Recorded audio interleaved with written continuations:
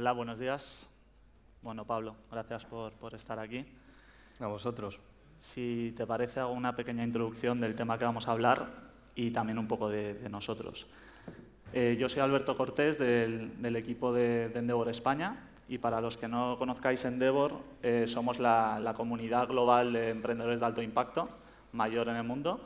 Y bueno, Endeavor es una organización sin ánimo de lucro, con sede en Estados Unidos, en Nueva York, pero con presencia en 41 países. Y bueno, Endeavor se dedica a seleccionar y apoyar emprendedores de alto impacto en esa fase de alto crecimiento en la que se encuentran. Y tengo el honor de contar con Pablo Rabanal, que es emprendedor Endeavor en España desde el año 2016. Y bueno, Pablo, si quieres, introduce un poco. Sí, bueno, muchas gracias por estar aquí, lo primero. Os cuento brevemente sobre mí. Yo soy licenciado en empresariales, tengo 3 grandes experiencias profesionales.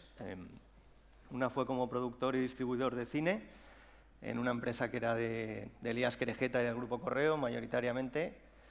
Luego monté desde cero el canal retail de bwin, la casa de apuestas deportivas, de la que fui consejero delegado, y luego pues, se me ocurrió Reclamador, que os cuento para los que no lo conozcáis lo que somos. Somos una startup dentro de la industria que se conoce como Legal Tech, y lo que hacemos es defensa de consumidores. Representamos a consumidores gestionándoles íntegramente su reclamación del inicio hasta el final, que implica litigar en la mayoría de los casos. En casos donde hay jurisprudencia muy clara, principalmente en transporte aéreo frente a entidades financieras y frente a la Administración del Estado también, en un modelo a éxito, que es muy clave para entender el negocio y, sobre todo, apalancados en tecnología propia. Por citaros algunos de los inversores que tenemos, pues los de referencia son Faraday, es Cavi de San Parnes, es Martín Barsaski, François Derbe, ¿no? por citar algunos. Y a nivel datos de negocio, llevamos reclamados unos 225 millones de euros desde el inicio. Hemos resuelto ya 120.000 casos con un 95% de éxito. Y bueno, más allá de los números, también hay un hito que es no financiero, ¿no? Que pues, conseguimos cambiar el criterio del Tribunal Supremo en lo que son las reclamaciones de gastos de hipoteca frente a entidades bancarias. Digo conseguimos, nos costó bastante porque tuvimos que solicitarlo en 4.000 demandas hasta que un juez nos lo compró, y eso llegó a Europa y cambió toda la jurisprudencia, que al final tuvo un impacto en que 8 millones de personas puedan reclamarlo hoy en día. Y me comentabas que mañana celebráis el 10º aniversario. Sí.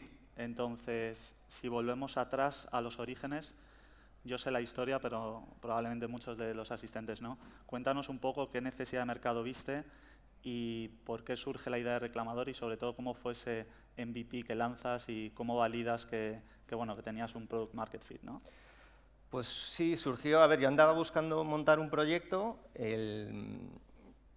y me ocurrió, como a muchos otros emprendedores, ¿no? un caso personal, que fue en este caso que me tomó el pelo una operadora de telefonía. Y bueno, era miembro de una asociación de consumidores y me decían que sí, que tenía toda la razón, que me mandaban una revista todos los meses, pero allí nadie hacía nada, ¿no? Entonces se me ocurrió buscar, quién gestiona esto a éxito, y vi que no había nadie, ¿no? Y dije, bueno, pues aquí, yo no tengo ni idea de derecho, soy economista, no sabía ni lo que era un procurador. Y bueno, hablando un poco en aquel tiempo estaba estudiando un máster en negocios digitales, hice un vídeo preguntando a todos mis compañeros, cuéntame la última que te han hecho, ¿no? Y vi que más o menos eran parecidas. Y luego, hablando con abogados, pues lo que me decían es, oye, pues en mi caso eran 100 euros, pues por ese dinero te va a salir más caro el collar que el perro, ¿no? Entonces no merece la pena. Pero yo pensaba, digo, bueno, si esto se puede estandarizar, empezar a meter tecnología y empezar a meter procesos, pues a ver por dónde empezamos, ¿no? Y decidimos empezar por transporte aéreo. Hay una normativa que dice que si un vuelo se te retrasa más de 3 horas o te lo cancelan, pues tienes derecho a una compensación, ¿no? Empezamos por ahí porque era muy desconocido, éramos muy pequeñitos, y básicamente se pueden reclamar retrasos, cancelaciones, overbooking y equipajes. ¿Y fuiste al aeropuerto a captar clientes? Fuimos al aeropuerto a captar clientes porque vimos que en Google Trends nadie conocía sus derechos y, bueno, ¿dónde se puede informar a la gente? Pues me fui con la comercial en aquel entonces y lo que y lo que hacíamos era dar tarjetas en el aeropuerto informando a la gente, que suena muy de guerrilla, pero funcionó muy bien, ¿no? Lo intentamos hacer también de manera oficial, ¿no? Pagando stands en AENA y tal, no nos dejaron, y lo seguimos haciendo 4 o 5 años hasta que ya no se podía estar, literalmente. Sí. Y bueno, también un poco por seguir el título de la charla, que es El largo camino al emprendimiento. 10 años, se dice pronto, ¿qué destacarías? Es decir, tanto errores, pero más que errores, sobre todo aprendizajes, ¿no? ¿Con cuál te quedarías o cuál compartirías con bueno, emprendedores que nos estén escuchando? Sí, a ver, yo creo que para mí esto está siendo como un máster pagado, ¿no? Es un poco tópico, ¿no? Pero es un aprendizaje. Es un aprendizaje continuo. Yo creo que nos hemos enfrentado a retos muy claros, ¿no? El primero es la creación de categoría, ¿no? De cara al consumidor hay un doble reto, ¿no? Por un lado, que entienda sus derechos, que en la mayoría de la gente los desconocemos, yo los desconocía, desde luego, antes de empezar. Y por otro lado, animarle a que los ejerza, ¿no? Entonces, bueno, al final esto es una creación de categoría y lo que se hace es con un diseño de servicio pues muy afinado, ¿no? Desde cómo te das a conocer, que por ejemplo nosotros tenemos mucha estrategia en comunicación, tenemos más de 2000 impactos en prensa al año, landings, un blog que es el 80% de nuestro tráfico, explicando todo en un lenguaje muy llanito, y luego una propuesta de valor muy clara, ¿no? que es que reclamamos a éxito y eso la gente pues piensa, no tengo nada que perder, es gratis, ¿no? entre comillas. Eso nos ha funcionado bien. Luego hemos tenido dos retos muy gordos. Uno fue en el COVID, que los aviones dejaron de volar de un día para otro y es una pata esencial de nuestro negocio. Y pues digamos que el aprendizaje fue que está muy bien ser una startup, que vas bien con números, con inversores de referencia y tal, pero cuando vienen mal dadas, pues te tienes que adaptar, ¿no? Y eso fue un cambio de mindset, de pasar de una mentalidad growth a una mentalidad de, bueno, aquí hay que sobrevivir, ¿no? Hay que aguantar. Hay que aguantar, ¿no? Warren Buffett decía que cuando baja la marea se ve quién llevaba puesto el bañador y quién estaba en pelotas, ¿no? Pues es un poco eso, ¿no? Un ejercicio de supervivencia.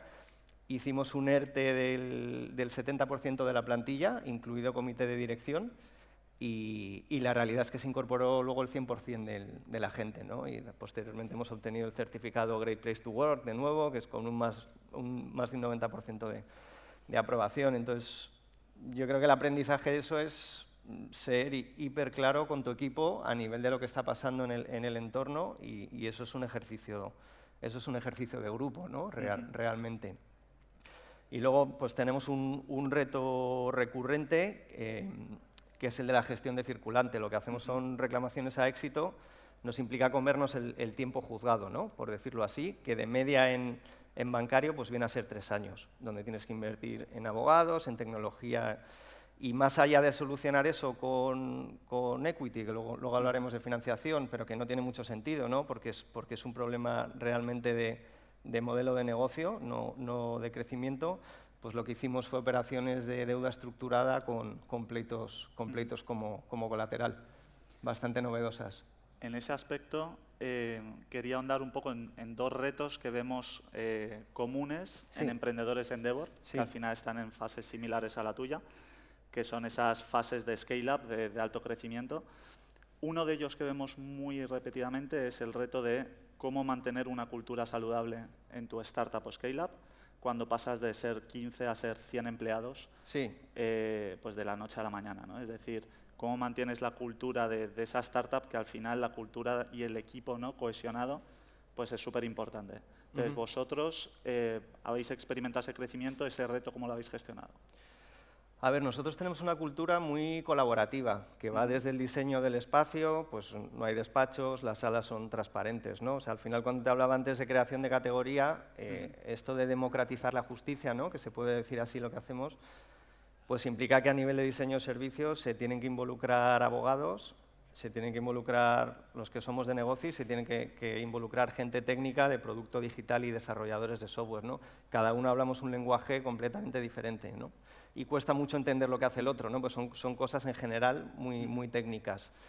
Entonces, el estar accesible para todo el mundo, antes en la oficina, ahora ya menos, pero bueno, trabajamos en Slack, pues la verdad es que creamos equipos de trabajo transversales y eso ayuda mucho. También hay una parte también de contar lo que hacemos. Tenemos reuniones de equipo mensuales y lo que hacemos es... Cuando oyes sostenibilidad, piensas... Me ha saltado un vídeo aquí. Transparencia, ¿no? Es contar con Frente al transparencia equipo. lo que está pasando, tanto para lo bueno, ¿no? Que es cuando estamos creciendo, como ahora otra vez, como para lo malo, ¿no? Pues llega un ERTE, se caen los vuelos, pues hay que tomar medidas, ¿no? No hay otra. Y yo creo que la gente, aunque des noticias duras, lo que agradece mucho es la honestidad, ¿no? Y en ese sentido también ayuda bastante lo que hacemos, ¿no? En encuestas de recursos humanos que hacemos internas, pues a la gente le puede gustar más o menos la oficina, 1000 cosas, pero con lo que empatiza el 98% de la gente es con esa cosa de ayuda, ¿no? Somos una empresa, estamos para ganar dinero, pero en el fondo estamos ayudando, estamos equilibrando fuerzas entre el consumidor pequeño y la gran corporación o administración, ¿no? Totalmente. Entonces, esa vocación de ayuda y de ver el impacto, ¿no? Lo que comentaba antes, que cambiamos la jurisprudencia para 8 millones de personas, eso crea muchísimo equipo y crea muchísimo vínculo con el proyecto. Y otro reto que antes has comentado un poco de pasada es el tema de la financiación. Me gustaría preguntarte cómo has experimentado, cómo ha cambiado el proceso de ir a contar tu proyecto para levantar capital privado desde los inicios a día de hoy, ¿no? Si levantas una ronda de año 1 al año 10, ¿cambia el proceso o simplemente cambia el tipo de inversor al que te diriges? Sí, cambia el proceso porque tienes que ir contando un mensaje más maduro, ¿no? Nosotros al inicio era 2012, prácticamente acabando la crisis, ¿no? en la que estábamos metidos, y ahí pedí rehipotequé mi casa y me tiré un poco a la piscina. Y luego lo que nos ayudó mucho es el ir a aceleradoras, ¿no? de proyectos o eventos como este, ¿no? Fuimos a Seed Rocket, que es una aceleradora bastante conocida, ganamos el primer premio y ahí entró una primera ronda de financiación de 600.000 euros. De gente, bueno, que ahí prácticamente pues, ganamos 2012 en noviembre, se cerró abril de 2013 y en 2012 facturamos 250 euros, si no recuerdo mal, ¿no?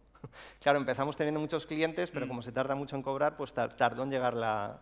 Entonces, ahí tienes que vender un poco expectativas, ¿no? No tienes otra, evidentemente la valoración es otra también.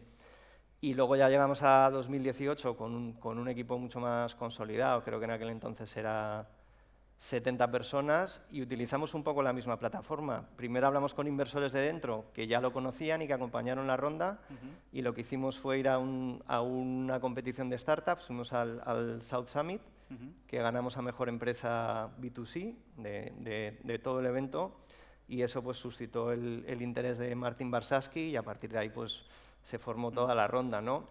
Y luego estos eventos que os comentaba, ¿no? Estos 3 años de financiación de Circulante, lo que nos hizo fue pues, exprimirnos bastante el seso en soluciones creativas de no levantar accionistas, ¿no? Y lo que hicimos fue, pues, con nuestros pleitos de garantía, sabiendo que tenemos ya 120.000 resueltos, que hemos ganado el 95%, que son de naturaleza similar, pues ponerlos de garantía para que alguien nos deje dinero a cambio de un tipo de interés. Y ahí, bueno, en equity hemos levantado 600 en la primera, 1.7 en la segunda, y en deuda hemos hecho 2 operaciones, una de 4 millones y otra de 8 millones. O sea, vuestro modelo se ha ido convirtiendo con el paso de los años en cada vez más financiero. Sí. Es un modelo sí. que probablemente era más de operaciones al principio y ahora tiene una parte financiera muy importante. Sí, tiene que ver un poco con mi rol dentro de la empresa, ¿no? Al principio hay algo un poco más soñador, ¿no? Si quieres así decirlo, de democratizar la justicia y tal. Y bueno, con el tiempo, cuando vas cogiendo volumen, envergadura y te enfrentas a problemas muy concretos ya con una plantilla grande, pues para mí se ha convertido en un negocio muy financiero de encontrar la estructura óptima para que sea más eficiente, ¿no? Para los accionistas actuales. Y ese rol que comentas, aprovecho, me parece muy buen punto, ¿no? Sí. ¿Cómo ha cambiado tu rol como CEO de la empresa desde los primeros años hasta el día de hoy? Imagino que ha habido una transición importante. Ha habido una transición muy importante. Sí, a ver, al principio empiezas a pulmón, ¿no? Pues iba yo a dar tarjetas con la comercial del aeropuerto y los fines de semana pues mandaba el fax a Iberia, ¿no? O a Vueling o a quien fuera. Luego me he ido rodeando pues de especialistas en la materia y cambia muchísimo el rol. O sea, pasas de tocar la trompeta y el trombón, ¿no? A de repente eres el director de orquesta, ¿no? Y ese es un poco el trabajo, ¿no? Rodearte de expertos y sobre todo confiar en su criterio. A mí personalmente no me cuesta mucho, porque no me considero experto en nada, entiendo de todo en general y me gusta sentirme bien rodeado. Y bueno, los últimos 5 minutos, pues una pregunta que quería hacerte es si has tenido algún modelo a seguir o algún referente y si es así, ¿cuál es el mejor consejo que te ha dado, ¿no? Sí, pues he tenido muchos consejos. No es fácil. No es fácil concretar, ¿no? A nivel de... Sí, o sea, yo creo que a nivel de referentes, pues dentro de mis accionistas tengo muchos, ¿no? François Derbez, sin ir más lejos, es una persona que consulto frecuentemente, brillante. También Martin Barsaski, ¿no? Con el que, bueno, tiene una agenda más ocupada, pero me puedo sentar con él un par de veces al año y ayuda bastante. Pero al final yo creo que lo más inspirador es juntarte con otros emprendedores que están pasando un poco por tus zapatos, ¿no? Que tienen situaciones parecidas. Y en ese sentido, en Endeavor, yo llevo en Endeavor desde 2016, no lo hago porque me esté entrevistando Alberto, pero si tenéis una startup, es una comunidad de emprendedores de alto impacto con una red de networking brutal, ¿no? A mí, pues en las 2 operaciones de financiación que he comentado, pues ha sido clave y sobre todo lo que me ayuda mucho es los eventos donde nos juntamos con otros emprendedores, pues que te cuenten sus dificultades a nivel de negocio, pero también entender esa parte humana de estrés en situaciones complejas, de dificultades de financiación, de retos con el equipo, de creación de cultura, ¿no? Pues al final es como una especie de terapia grupal, ¿no? En el sentido de que ves que no estás solo y relaja muchísimo. De hecho, sí, perdón. No, perdón que te corte. El informe que hemos sacado junto a Google, Google for Startups, que ha sacado Endeavor hace poco, habla un poco de eso, ¿no? Del efecto multiplicador y de la relación de founder to founder, que al final, un poco después de hacer un montón de entrevistas a fundadores de España, hay mucha más relación fundador a fundador en scale-ups que en early stage. Ah, qué curioso. Y entonces te quería preguntar si tú has notado que te ha considerado un apoyo más importante en etapas tardías de la empresa, esa relación con otros fundadores, o si ya la tuviste desde unos comienzos y te sirvió de ayuda. Yo la tuve desde comienzos, pero era mucho más mitigada. Ahora tiene mucho más sentido. A ver, también es otro momento vital, ¿no? O sea, al inicio estás, pues eso, pues dando tarjetas, sentándote con el programador directamente, ¿no? Y no tienes tiempo material realmente para networking, ¿no? Te come el negocio, que yo creo que es muy buena señal. Pero ya cuando creces y ya son proyectos de otra dimensión, donde hay retos organizativos y también de gestión del ciclo de vida de una startup, ¿no? Que me preguntabas antes por consejos, ¿no? Muchos emprendedores lo dicen y es entender que una empresa es una carrera de fondo, ¿no? Quitar un poco esta cultura del pelotazo que hay, ¿no? Alrededor de las startups y realmente entender que es un ejercicio de largo plazo. Es un ejercicio de perseverancia, es un ejercicio a largo plazo. Es un ejercicio donde, mira, otro buen consejo, no debe caber la queja no aporta nada. Tú puedes decir que injustos son los juzgados, que tal, pues bueno, pues es lo que hay, ¿no? Pues ¿qué aporta quejarse, ¿no? No vale para nada. Y sobre todo también entender que hay una parte que no depende de ti, ¿no? En mi caso, pues sé lo que depende de mí, sé lo que está en mi mano y es un ejercicio de humildad bastante gordo cuando las cosas van mal, ¿no? Ponía el ejemplo del COVID y tal, pues de repente dices, pues ¿qué puedo hacer, no? Me he organizado mal, no tiene sentido, ¿no? La realidad te come, ¿no? Entonces, el compromiso yo creo que es con uno mismo, con lo que está en tu mano, y quedarte tranquilo con lo que puedes hacer y en ese lado dar el 100%. Y el resto, pues, comentaban en la charla anterior, ¿no? que es disfrutar del camino, ¿no? Que es un poco la clave de esto, y disfrutar del camino es eso, ¿no? Hablaban también del cambio, ¿no? Que en el cambio permanente, entender que los planes están establecen una dirección, pero luego la vida es la que es y nos sorprende constantemente. Saber adaptarte, ¿no? Sí. Palabra resiliencia que se usa demasiado hoy en día, pero que igual pues encaja en ciertos casos. Por último, te quería preguntar un poco por el futuro de Reclamador. A 5 o 10 años vista, ¿dónde ves Reclamador? Es un negocio que principalmente lo tenéis aquí en España, y es un negocio que el mercado es tan grande que no sé si tenéis perspectiva de salir a otro país o si esto es complicado. Un poco cómo es ese futuro. A ver, yo veo que aquí hay mucho que hacer todavía. El mercado lo hemos cuantificado y es prácticamente de 9 billones con B al año en honorarios legales, si todo el mundo reclamara que no lo hace, ¿no? Entonces hay muchísimo por hacer. Nosotros a día de hoy, pues ya superado el 2020, salimos de 2021 con un buen EBITDA. Este año vamos a dar un EBITDA considerable, por encima del 1,5 millones de euros. Tenemos 21 millones en honorarios pendientes en juzgado, del timing de juzgado, y muchísimas materias en las que ayudar a la gente, ¿no? De las que llevamos y nuevas, ¿no? Yo creo que en el contexto económico que se viene ahora, que es bastante complejo, pues va a ser tierra de protección de consumidor.